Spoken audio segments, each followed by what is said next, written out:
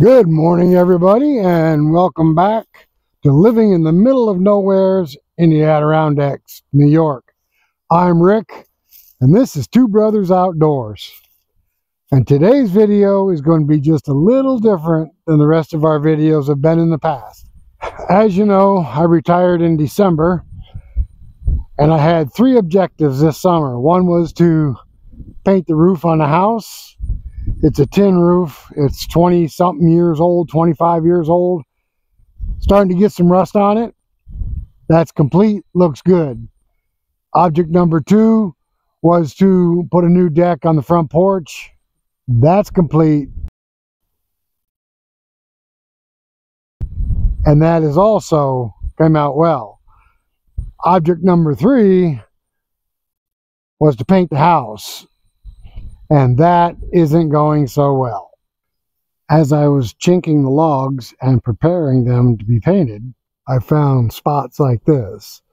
And what caused this was, over the years, our wonderful cable company has come out here and they've changed these connections several times, and they've screwed these screws into the logs without sealing them. And this has caused water to penetrate the log, causing what you see right here. It doesn't go deep. It only goes in maybe an inch, but it's still going to cause a problem. Fortunately, looking ahead, 25 years ago, I cut a flat spot on the inside of the logs. So the inside of the house, all the walls are flat. And the reason I did that was because everybody we talked to that had a log cabin, the first thing the wife would say is, the logs are a pain in the neck to keep clean. They get dust on them, they get checks in them, and then the dust gets in the checks, and it makes it a real pain in the neck to clean the walls.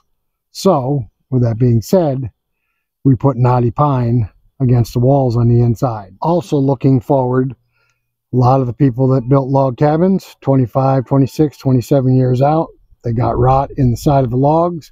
They had to cut that log out to replace it. So what I did was I put flat edges on the outside of the logs.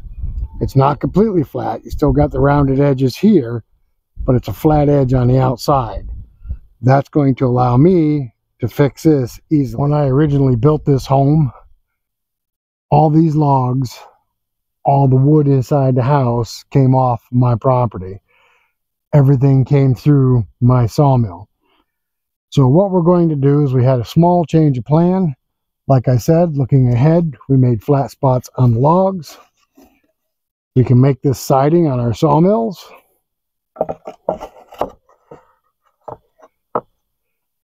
We're going to side the house with this siding and then paint the siding.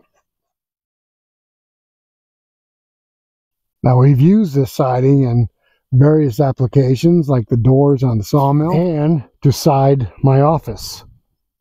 Now, if you look at the office where these siding end, I've got a gap on the corners and at the ends of the door. I will show you how we'll deal with this in just a minute. Before we get started, I have to square up the corners of the house by taking off these extensions of the logs. I'll show you how I'm going to do that. Now, believe it or not, I built the majority of the outside of this house with one of these. Not this same exact saw, but nonetheless a chainsaw. So all we got to do is take the chainsaw, hold it right next to the house like this, cut these off. But am I going to use my Husqvarna? Absolutely not. I am not taking a chance on screwing this saw up. Instead, I went on Amazon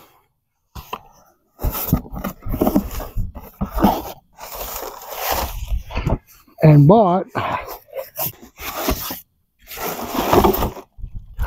a 12-inch chainsaw for $59. It's made by Wasa Ping Pan Poon Poing Tang, and we'll see how it works. If I destroy this saw, it's 59 bucks, right? Versus how much for a Husqvarna?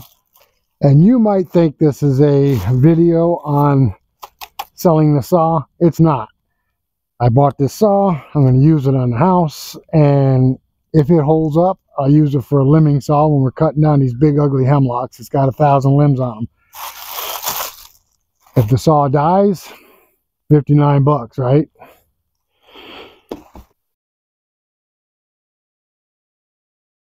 Alright guys, so it seems to be going pretty good. Now if you notice, I put a strip of wood like trim here. And right here, instead of butting these pieces of siding together,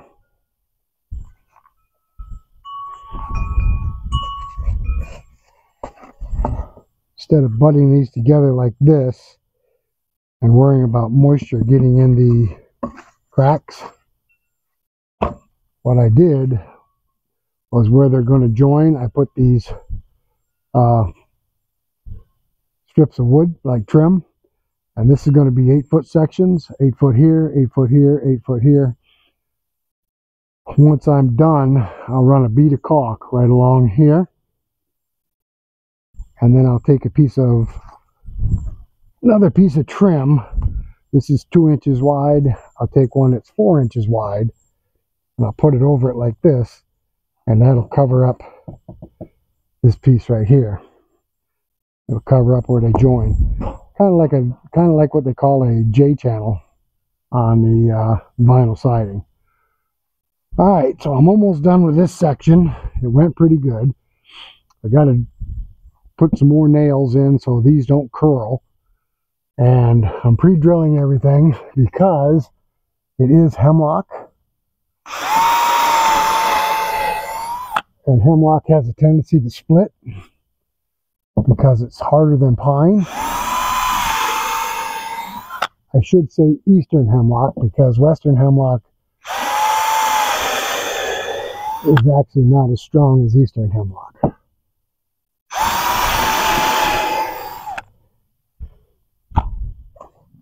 But it's going pretty good, and I think it'll look nice when I'm done.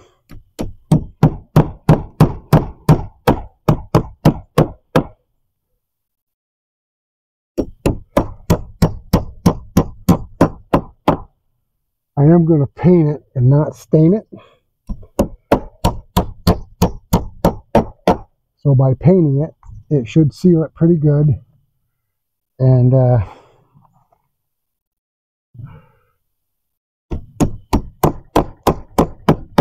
keep bugs, flies, stuff like that out from between these panels. They are tight. I can't even get my fingernail up between them. So that's what it's going to look like. I am putting house wrap on the house. It's a moisture barrier before I put this up, and trying to do everything we can to preserve the house for at least another 25 years, 30 years, and by that time I don't think it's going to make much difference to me. Alright, so we're going to move on. We'll finish nailing these up, and then I got to start over here, and I got quite a bit of stuff to work around over here. I got electrical box and stuff like that. Things like this, the cables going into the house for cable TV, Wi-Fi, whatever you want to call it. That's what makes it a pain in the neck, makes it hard to do. Alright guys, due to some rain, we are going to stop right here, but we will certainly be seeing this house in the videos in the future and what it's going to look like. Now the only thing I'm curious about is, should I Thompson water seal this before I paint it, or just paint it and be done with it? And I got to do something with these cable wires. They look like crap the way they have them set up. Thinking some kind of sheath. Maybe I'll make a piece of wood to cover it up. I don't know. If you have any ideas, drop it down there in the comments and let me know. Alright guys, thanks for coming along with us. And until the next video, we will catch you later.